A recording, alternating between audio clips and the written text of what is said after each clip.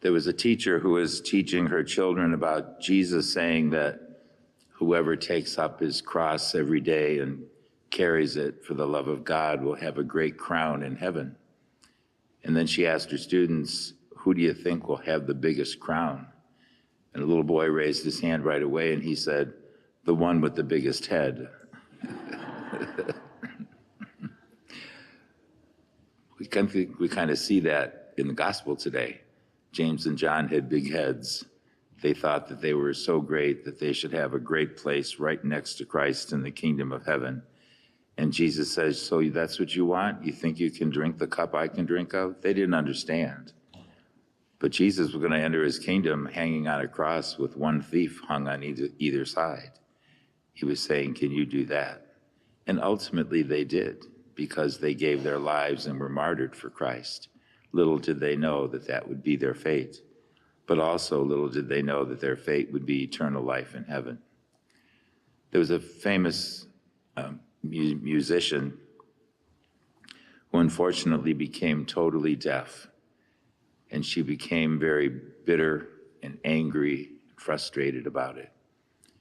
And from her penthouse, she sat down and she decided to start to learn how to read lips. And she got very good at it. And from her penthouse, she could see people in a park and she could read their lips. He looked down one day and there was a man who was praying. And she could read his lips and what he was asking of God. And what she did was she went and filled his request. And then she laughed at God.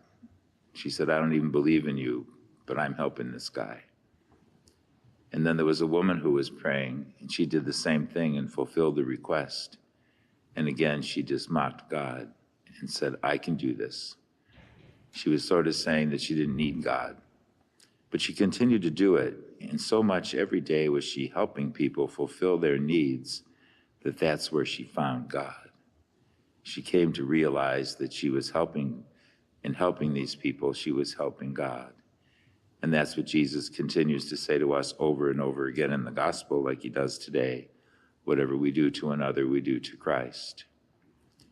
There's another story about a monk who prayed every day that he had one desire, and that was that someday he would have a vision of Jesus before he died.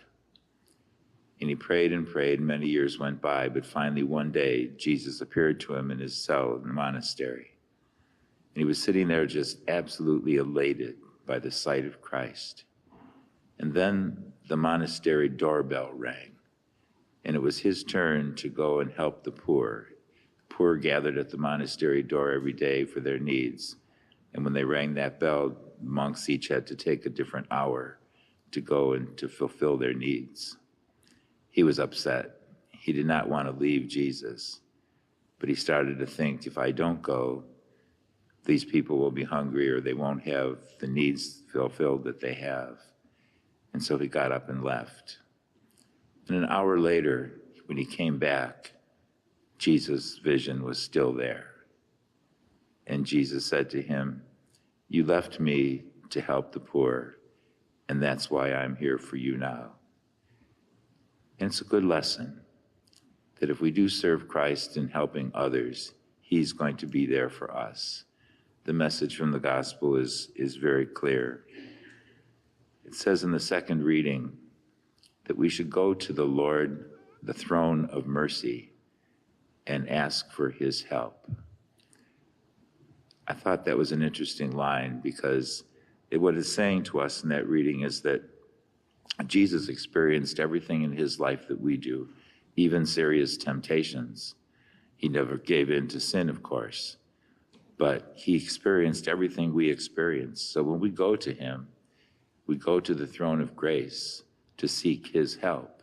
His help will be there for us to turn away from the evil temptation we might be struggling with in order to be there to give us the grace to turn away from it. We can carry those thoughts with us, I think, this week, that the Lord is there for us in our need.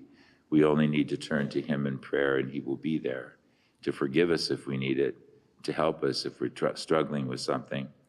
And certainly in whatever good that we do to another, we do to Christ. So as we go about this week, it might be good for us just to look for opportunities to do something nice for someone and realize that we're doing it for Jesus Christ.